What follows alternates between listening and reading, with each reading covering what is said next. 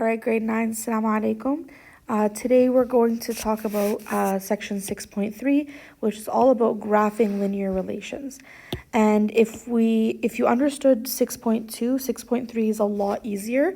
It's kind of just the opposite of it. So in 6.2, we talked about when we have a graph, how do we get an equation out of it? 6.3 is now if I give you an equation, how do we get a graph out of it? So we're going to start off with example 1, which is graphing a linear equation. So it says Ahmed gets paid based on the equation P is equal to 10T. This is our equation, where P is his pay and T is the time he works. So it says to graph and use a table of values to graph. So what we want to do is we want to set up a graph. It's always going to be X and Y. So X on one side, Y on the other. But in this case, we don't have X and Y. So we have to figure out what P and T are in terms of X and Y. Well, we know that Y is always equal to the equation, and then X is always attached to the slope. So T would kind of represent the X here. So let's say we have T versus P, X versus Y. So using this equation, let's just make up random values so that we can have a set of data. So let's say if our time is 0 and we plug it into this equation. So if time is 0, P is equal to 10 times 0, that would give us 0. So when time is 0, the pay is 0. Makes sense. You don't work any hours, you don't get paid anything. Let's do another one. So we can pick a next number. Let's say you work 1 hour. So if you work 1 hour, we plug it in. 10 times 1 is 10. So if you work 1 hour, you get paid $10. And that makes sense with the equation. Your pay is equal to 10 times the number of hours you work. And keep going to make a set of values. If you work 2 hours, your pay is $20. You work 3 hours, $30. 4 hours, $40. 5 hours, $50. And you can keep plugging them into the equation if you want to make sure that you're doing it correctly. But once you get the idea of the trend, it's not really necessary. So now that we have our set of values, or we have a graph, a table of values, a set of data, we can actually graph this data now. So we have a grid paper here on the side. The first thing we want to do is label our axes. So our x-axis is always on the bottom, and we said that x is time, and our y-axis is always on the side, and we said that it is pay. And then we want to set up our distribution of our data. So if I start this at 0, I might do every second one, 0, 1, 2, 3, 4, and 5. It honestly doesn't really matter how you space it out. You can put them right after each other if you want. I just spaced it out because I had the room to do so. So the number of hours is on the x-axis, so time in hours, and the pay in money is on the y-axis. So again, I'm just going to space it out using every second line. So 10, 20, 30, 40, 50. You can keep going if you want. And now what we're going to do is I'm going to put a title at the top, Ahmed's pay. And I'm going to graph my points. So at 0 time, I have $0 in pay. At 1 hour, $10. 2 hours, $20. 3 hours, $30. 4, $40, and 5, $50. So I plotted my points. And it's really nice to use the graph paper. If you have graph paper, this is the time where you need it for your homework. So make sure you're plotting it accurately so you can get that straight line, that linear relation that you want. Guys, again, for the table here, the table of values, you didn't have to start at 0 and go 1, 2, 3, 4, 5. You could have started at 10, 20, 30 hours, for example. You can make up your own values that you want, because either way, you're going to get a linear relationship. So don't don't be so worried about sticking to the 0, 1, 2, 3, 4, 5. So now what we want to do is we plotted our points. I'm actually going to draw a line through our points because it is a linear relation.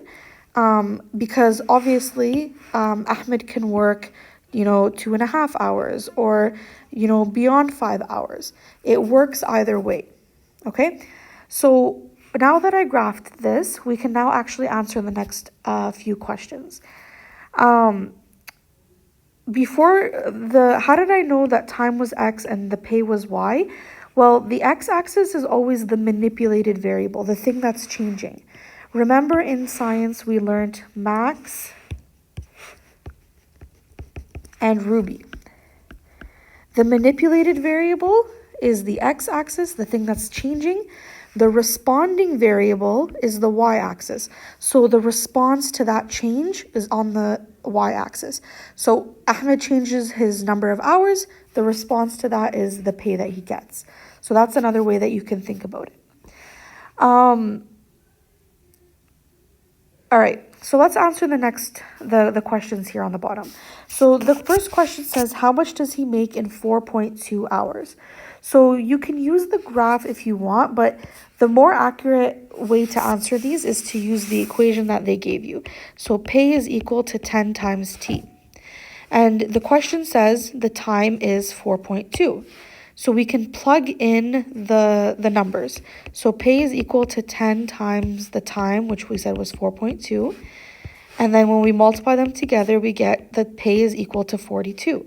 So he makes $42 in 4.2 hours. The next question says, how long, so this time it's asking for the time, does he have to work to make $150?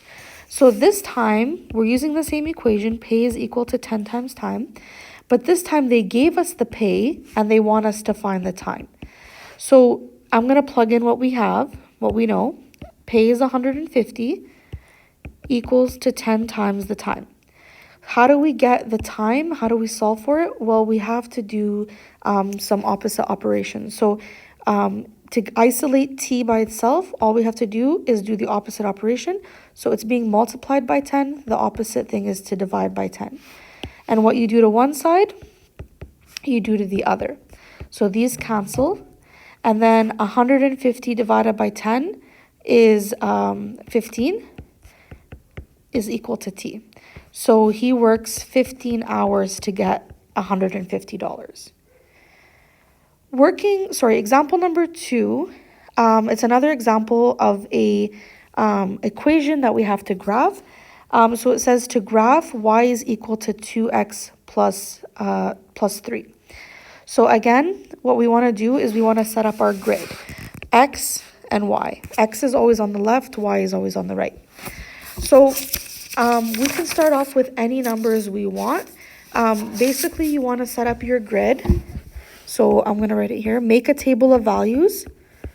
That's how you always want to start. So you want to make a table of values for any x values of your choice. So you can choose whatever x's you want to start off with. I like to just keep it simple and just start with 0, 1, 2, 3, 4. So I'm actually going to do that right now. I'm just going to 0, 1, 2, 3, 4, and 5. And then once I fill in my x values, I can plug them into the formula to find out what the y is for each one of those x values. So let's start off with the first one. So when x is 0, what is y? So y is equal to 2x plus 3. So if x is 0, 2 times 0 plus 3, that's 0 plus 3, which is 3. So when x is 0, y is 3. Let's do the next one. We know that y is 2x plus 3. When x is 1, y is equal to 2 times 1 plus 3. So 2 plus 3, which is equal to 5. You don't have to show your work, guys, for each one of these. I'm just showing you how I'm getting these answers. I'm using the equation that's given to find my missing values for the relationship. When x is 2, 2 times 2 is 4 plus 3 is 7. When x is 3, y is equal to 2 times 3 plus 3. 6 plus 3 is 9. At this point, you should start seeing a trend happening. It's going up by 2's each time, but you always want to make sure you're on the right track. So 2 times 4 is 8, plus 3, 11. 2 times 5 is 10, plus 3 is 13. So now we filled in our x and y values. What we want to do now is we want to plot these table of values on our graph. You first want to start with labeling your x and y axis. So your x is on the side, your y on the bottom, and then your y is up and down. You can remember them as rise over run. So y is the rise, x is the run. And I'm going to label my my intervals. So again, I'm doing every second line, 0, 1, 2, 3, 4, and 5 for my x values. For my y, I'm also going to do every second line, so 3, 5, 7, 9, 11, and 13. And now that I have these values, I'm going to actually plot them. For my title, it can be literally anything because they don't really give us information. So you can say y in terms of x, or x versus y, for example. Anything works for the title. So now you want to plot your points. So at 0, and when x is 0, y is 3. So when x is 0, y is 3. So we would plot our first point there. So our first point is going to be right there. The next one, when x is 1, y is 5. So our next point is going to be plotted there. So when x is 1, y is 5. Same thing with the next one. When x is 2, y is 7. When x is 3, y is 9. When x is 4, y is 11. And when x is 5, y is 13. So now we have our points plotted. We can connect them with a line because we know it's a linear relation.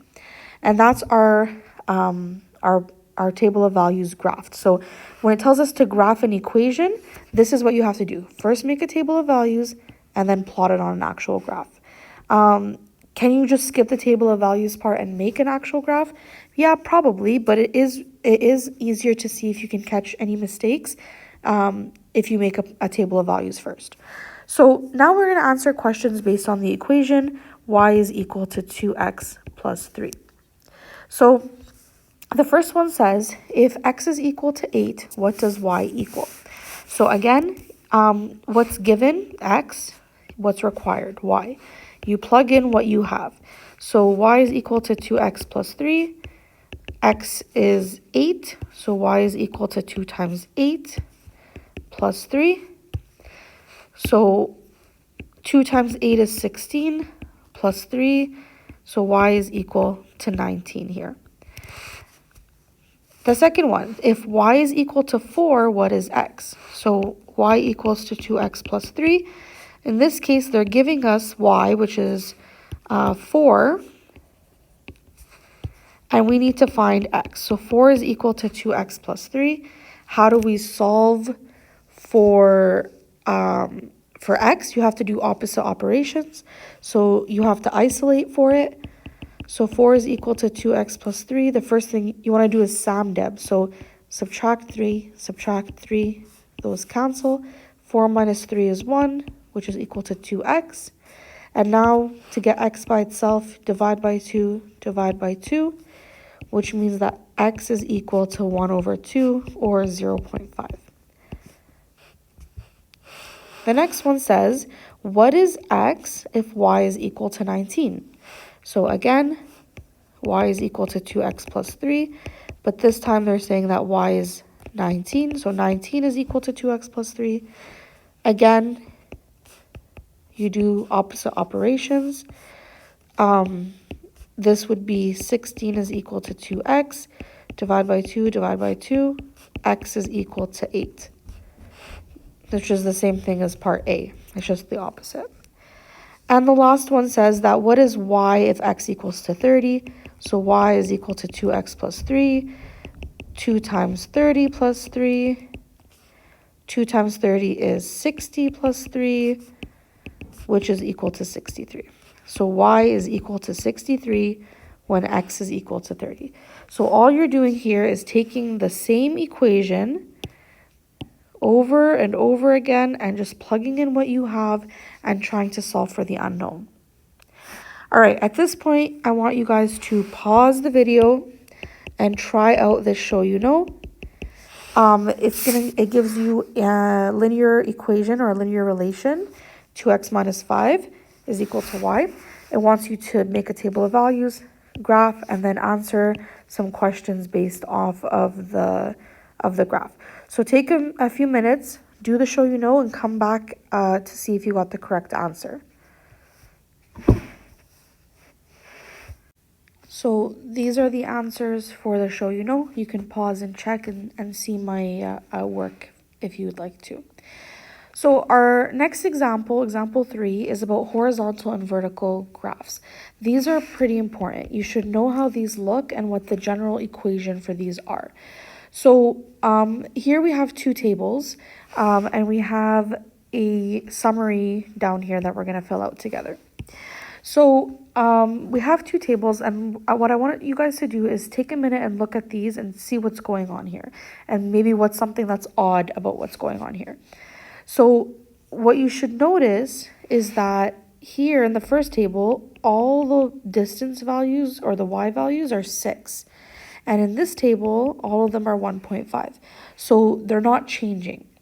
So let's take a minute and actually draw these two tables out. So we're going to draw and plot out table 1 in the first graph, and then table 2 in the second graph. So take a minute, pause the video, and set out your graphs, and then plot them out and see what kind of line comes from these graphs.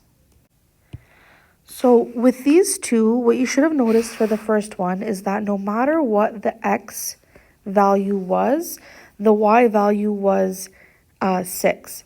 So what you can see here is that when you connect the dots, it makes a flat line, and specifically we call it a horizontal line. It's going from left to right.